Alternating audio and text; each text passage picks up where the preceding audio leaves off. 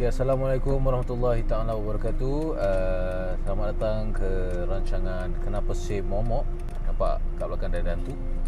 Episod kedua, Kenapa Si Momok. Jadi hari ini saya seorang diri saja. Momok kerana Ashraf ada perkara yang dia tak dapat elakkan. Hari ini kita nak pergi ke tempat yang kedua, di mana saya dapat suggestion daripada kita punya listener. Salah satu listener Kenapa Saya Podcast, Upper Thomson. Dia pernah lalu di jalan itu dan dia pernah mengalami sesuatu yang sangat mistik di sana. Tapi sebelum kita ke sana, bersama saya iaitu seorang, kata orang tu, ex-mak rempit. Dekat Upper Thomson tu dia pernah merempit dan dia juga pernah mengalami sebuah perkara yang sangat mistik di sana. Jadi sekarang ni kita nak tanya, nak berbual-bual dulu dengan dia, kerana dia yang akan bawa kita ke tempat di mana banyak terjadinya perkara-perkara mistik di Upper Thomson. Okay, by the way, kat belakang ni merupakan kita punya producer iaitu Jasmine Purnama. Dan sekarang ni kita memperkenalkan kepada anda iaitu Encik Husin. Apa khabar Encik Husin? Baik. Baik. Maaf tengah halau nyamuk sekejap. Halau nyamuk, itulah. Encik Husin, kita nak cerita-cerita sikit lah. Awak ada pengalaman tentang Upper Thomson Road, betul? Ya, betul. Jadi awak dulu merupakan ex-mak rempit lah. Ya. Awak memang suka racing ke macam mana? Dulu memang minat saya lah. Minat. Biasalah Melayu kan, motor. Saya memang minat motor dari dulu. Betul lah. Ikut. Jadi adakah darah awak ni mengalir seperti Valentino Rossi? Sikit-sikit tu ada lah. Saya Valentino Rossi je. Saya duduk kat rumah kan, tengok Rossi race, saya pekik-pekik gitu je lah. Okay, boleh nampak betapa minatnya Cik Husin dengan Valentino Rossi. Jadi Valentino juga kita nak tahulah apakah pengalaman Encik Husin yang pernah Encik Husin alami sewaktu Encik Husin dulu sedang merempit di Upper Thomson. Di tahun 2004 itu, pasal baru lepas P-plate kan. Jadi dah boleh keluar gairah lagi lah. Points pun dah penuh, tanduk pun dah keluar. Saya dengan kawan-kawan saya, biasalah muda-muda kan, bosan, kita pergi riding.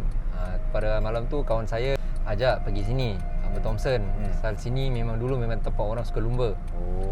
Kereta lah, motor, macam-macam ada lah. Okey lah, kita bosan, kita pergi. About 5 motor itu, suka-suka kan dengan kawan.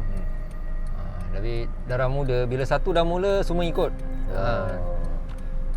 Malam tu kebetulan pun hari Sabtu malam, tak banyak kereta.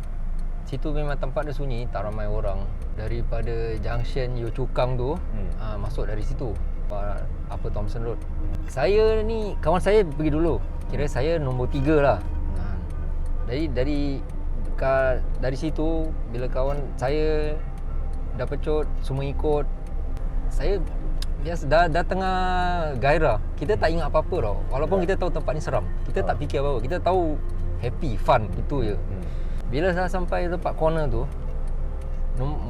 kawan saya yang depan, satu, nombor 2 lepas. Tengok corner tu Devil's Bend, dia call it Devil's Bend. Corner tu tajam. Jadi saya slow down lah sikit. Saya terperasan sebelah kiri saya. Apa benda tu? Dia macam, kan laju, jadi macam kilas gini lah. Saya perasan warna putih. Jadi saya tak nak fikir apa-apa. Tengok kawan saya kedua dah kat depan, saya kejar lah. Saya kejar. Bila dah habis, dekat ujung, kira dah kat Thomson Road, kita berhenti. Saya tegur kawan saya, tadi korang ada perasaan apa-apa tak tempat Devil's Bend tu?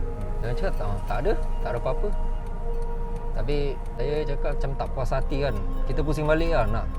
Kita 5 orang apa nak takut apa? So patah balik lah. Pusing balik. Start balik lah. Pasal kita 5 orang je nak takut apa. Kalau satu orang mungkin kita tak pusing balik lah kan. Jadi kita 5-5 pusing lah. Kita 5-5 pusing. Jalan kita tak rempit lah. Kita bawa macam biasa je. Bila sampai dekat bend tu, kita slow down. Kita pusing, tak ada apa-apa. Habis kawan saya satu ni suggest, kita berhenti lah. Berhenti dekat yang corner tu. Kita berhenti lah. Kita tunggu, mana tahu apa-apa kan. Isap rokok, berbual-bual, tengok-tengok, suluh sana, suluh sini. Kira explore lah, macam explore lah gitu Habis yang si satu ni dia pun mulut celupan. Dia pergi seru-seru, panggil-panggil, siul-siul. Kau kejap lagi dengar macam ada benda dari ke atas pokok tau. Bunyi macam apa, daun bergerak tu kan. Si satu ni dia dengar, macam dia dengar macam apa tu, macam gairah. Apa tu, dia pergi suluh. Benda tu ada duduk atas itu. Tapi dia tak tunjuk muka. Jadi apa yang Cik Husin nampak sendiri benda tu? Dia benda apa sebenarnya? Kakak lah, senang kata kakak. Kak Pon lah. Kak Pon. Dia ada bunyi tak? Ada suara tak? Tak ada, dia duduk diam-diam kat atas pokok tu dengan rambut dia gondrong macam kan. Rambut kira buruk lah. Lepas kain pun macam kotor-kotor gitu. Habis apa korang buat lepas tu? Takkan nak berkawan dengan dia. Lari lah. Tak motor.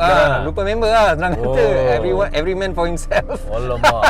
Jadi ini pengajaran bagi semua Jangan tinggalkan members. Susah senang sama-sama. Sama-sama. Tapi hantu sendiri-sendiri. Tapi saya ada dengar-dengar jugalah di mana kat sana banyak rider-rider yang meninggal. Betul. Itulah. Jadi ini merupakan pengalaman yang kata orang tu, kita nak pergi tempat yang seram gila lah. Bila aku dengar cerita-cerita orang-orang cerita, termasuklah Encik Husin, senang kata tempat yang kita nak pergi ni bukan sembarang-sembarang lah tempat dia. Tapi apa-apa pun kita bukan nak cari pasal, bukan nak cari masalah, tapi kita hanya ingin menjamu viewers dan juga listeners kita dengan cerita-cerita yang mistik dan seram. Jadi mari kita teruskan perjalanan kita, Encik Husin. Jadi saya bawa orang yang berpengalaman untuk ke sana. Okey, jom sama-sama kita pergi.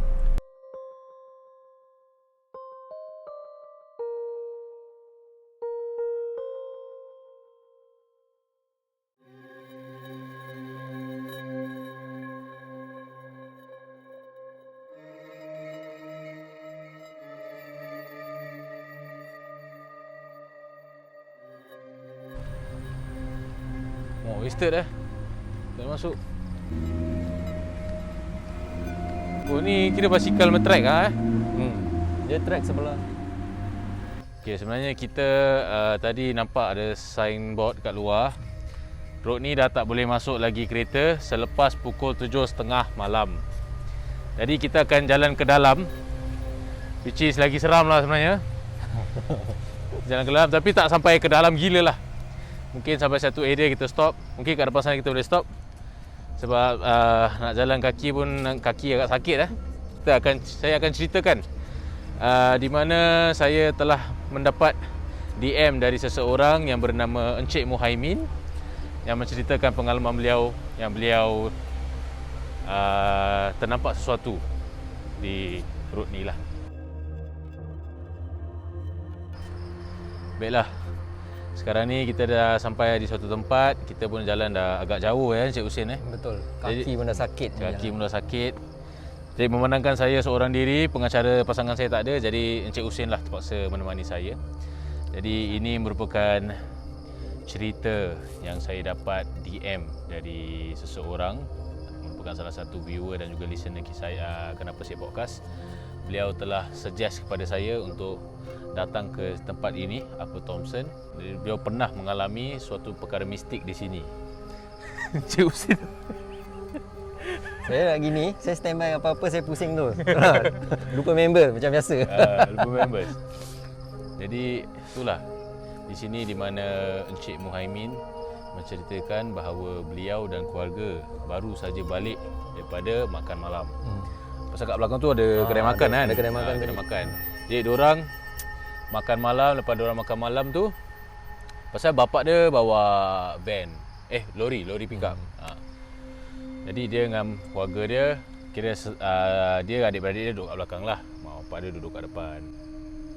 Jadi bila diorang on the way nak balik tu, bapak dia decide untuk jalan shortcut kat dalam ni. Masuk dalam sini? Masuk dalam ni, shortcut. Jadi bila diorang masuk dalam ni, ada satu tempat tu dipanggil Devil's Bend. Tempat tu memang popular lah. Ramai orang memang banyak cerita kat situ. Tapi sebab kita tak dapat pergi ke Devil's Bend sebab kereta tak boleh masuk. Jadi kita cuma ada di antara Devil's Bend dengan entrance lah. Tapi Devil's Bend memang jauh. Jadi sewaktu dia sampai kat Devil's Bend tu, Muhaimin, dia dengan keluarga dia lah ternampak ada satu susuk macam lelaki tu, tapi tinggi dia setinggi lampu pos ni, tiang lampu ni. Tapi sebab macam tadi Cik Husin cerita, tengah corner laju kan, jadi bila bapak dia tengah corner tu, bapak dia dengan keluarga dia nampak benda tu pun, bapak dia terus beresut jalan laju. Sebab mustahil ada manusia yang setinggi itulah. Tapi Encik Muhaimin kata mungkin itu dipanggil hantu galah. Jom kita continue patah balik. Wasted lah tak boleh masuk. Itulah, rasa macam wasted tak boleh masuk. Lepas tu kalau kita dapat rekod dekat apa Devil's Band tu, memang sui lah. Tak masuk, rasa cerita macam tak complete. Tu lah, rasa cerita tak complete.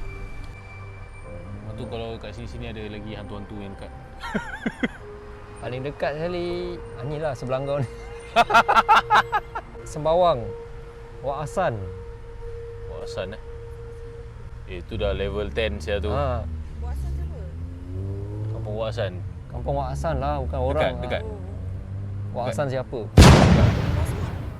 Itu road memang open, boleh masuk. Masuk lah. Tapi dekat tak? Dah dekat north apa sini, tak jauh sangat. Okay, kita go je.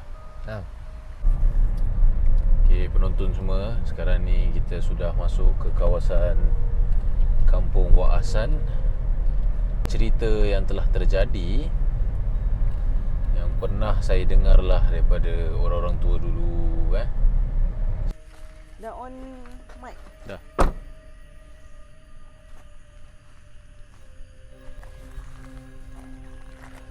Okay, sekarang ni kita sudah berada di berhadapan masjid yang dipanggil Masjid Tempatan Melayu di kawasan Kampung Wak Hassan.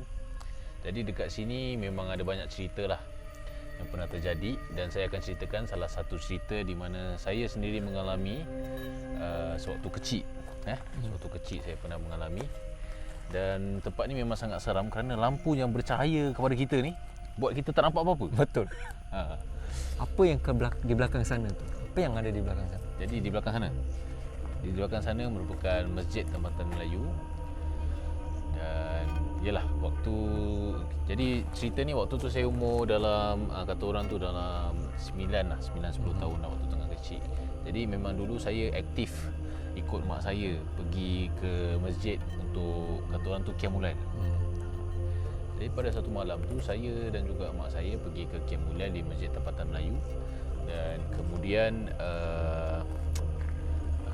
saya dengan sepupu saya, waktu tu masih kecil kan, saya dengan sepupu saya, kita duduk di halaman ruangan luar masjid. Jadi waktu tu malam, saya pun main suluh-suluh lampu lah dekat pokok kan. Jadi yang tukang pegang torchlight tu sepupu saya. Tukang pegang torchlight tu sepupu saya. Jadi waktu kita tengah main suluh-suluh tu, jadi bila tengah suluh tu, jadi tiba-tiba sepupu saya terstop gini tu macam dia terstun. Dengan saya sekali dia terstun kan. Jadi saya nak cerita pun macam seram kan. Tidak dalam kereta lah. Jadi saya nak cerita pun macam seram. Jadi macam mana? Cameraman. Pasal ini kawasan dia. Ini kawasan dia. Jangan. Jadi okey. Jadi cerita dia punya climax tu saya cerita dalam kereta. Macam mana? Sebab saya pun dah rasa macam lain macam ni. Kita sambung je lah. Kita sambung dalam kereta Okey, dipersilakan. Jadi macam saya cakap tadi lah, sebab tadi bila saya tengah bercerita tadi tu, Sabar. macam saya cakap tadi, bila kita tengah bercerita tadi kat tempat exactly mana kita diri tu, memang bulu rumah pun dah naik dengan bulu ketiak sekali. Encik Husin pun tadi pun dah macam cuak sikit kan. Saya pun macam cuak juga. Mungkin Encik Husin ada rasa apa-apa tadi? Oh, saya tak ada lah. Saya rasa biasa saja. Saya ada. Okey. Jadi macam saya cakap lah, tempat yang tadi kita tengah diri tu merupakan tempat exactly di mana terjadinya perkara yang saya mengalami itulah. Dan bila saya terimbas balik tu memang seram sejuk. Sebab okey, jadi apakah cerita klimaksnya? Jadi waktu saya dengan sepupu saya tu, kita tengah main suluh-suluh pokok. Yelah waktu kecil kan suka main suluh-suluh kat pokok. Jadi saudara saya pun tiba-tiba macam terstun macam tu tau. Dengan saya sekali terstun kan, jadi kita macam terstop tau bila main suluh-suluh tu. Jadi kalau nak tahu apa yang kita nampak bila dia terstop macam tu, kita nampak ada kain tengah tergantung dekat pokok. Tapi kain tu dia seperti kain yang terkena angin dan berkibar. Macam berkibaran gitu. Waktu malam berkibaran gitu. Jadi lepas dia dah berkibaran tu, tiba-tiba kain tu dia terus terbang ke atas. Sap dia naik atas. Jadi saya dengan sepupu saya pun apa lagi, kita cap balik bot cabut dah. Kita cabut masuk ke dalam masjid dan kita tidur. Sebenarnya tak tidur lah, tapi kita macam okey, aku okey. Ingat kain putih Syak. Sial betul. Ni dah Dead end. Sial. Macam mana orang pusing Sin?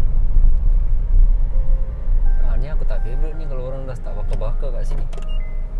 Nampak ada pay offering. Mintuk lampu jap.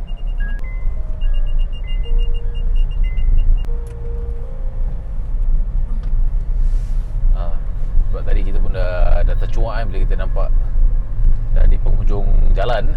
Jadi bila saya dengan sepupu saya dah nampak benda tu terbang ke atas, memang dia sebentuk kain ajalah. Kita tak nampak macam bentuk-bentuk benda lain lah yang menyeramkan.